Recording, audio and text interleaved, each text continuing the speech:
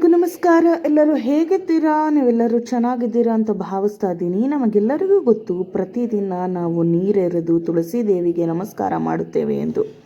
ಆದರೆ ಈ 2 ದಿನಗಳಲ್ಲಿ ನೀವು ತುಳಸಿ ದೇವಿಗೆ ನೀರನ್ನು ಹಾಕಬಾರದು. ಅದು ಯಾವ ದಿನ ಅಂದರೆ ಏಕಾದಶಿಯ ದಿನ ಹಾಗೂ ಭಾನುವಾರದ ದಿನ.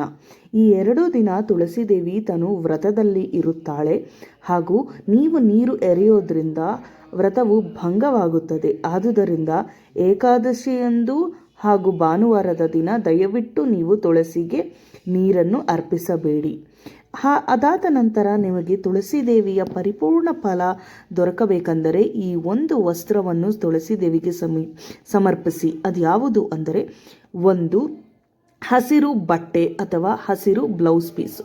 ನೆನಪಿರಲಿ, ಹೊಸದಾದ ಹಸಿರು ಬ್ಲೌಸ್ ಪೀಸನ್ನು ತುಳಸಿ ದೇವಿಗೆ ಅರ್ಪಿಸೋದ್ರಿಂದ ಬಹಳ ಸಮೃದ್ಧಿಯನ್ನು ದೇವಿ ಕರುಣಿಸುತ್ತಾಳೆ.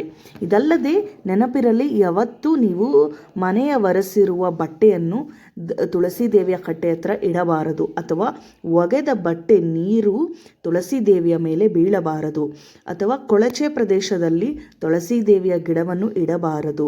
ಆಮೇಲೆ ನೆನಪಿರಲಿ, ಸ್ವಚ್ಛವಾಗಿ ನೀವು ಸ್ವಚ್ಛವಾದ ಪ್ರದೇಶದಲ್ಲಿ ಮಾತ್ರ ತುಳಸಿ ಗಿಡವನ್ನು ಇಟ್ಟು ನೀವು ನಿಯಮಾನುಸಾರ ಪ್ರತಿದಿನವೂ ಸಂಜೆಯು ದೀಪಾರಾಧನೆ ಮಾಡಿ ನಿಮಗೆ ಸಕಲ ಸೌಭಾಗ್ಯಗಳು ಬರುತ್ತದೆ. ಅದಲ್ಲದೆ ತುಳಸಿ ದೇವಿಗೆ ಪೂಜೆ ಮಾಡುವಾಗ ಲಕ್ಷ್ಮೀದೇವಿ ಅಷ್ಟೋತ್ತರ ಹಾಗೂ ಶ್ರೀ ಸೂಕ್ತವನ್ನು ಓದೋದ್ರಿಂದ ನಿಮಗೆ ಪರಿಪೂರ್ಣವಾದ ಲಾಭವು ದೊರೆಯುತ್ತದೆ. ಧನ್ಯವಾದಗಳು. ಶುಭ ದಿನ.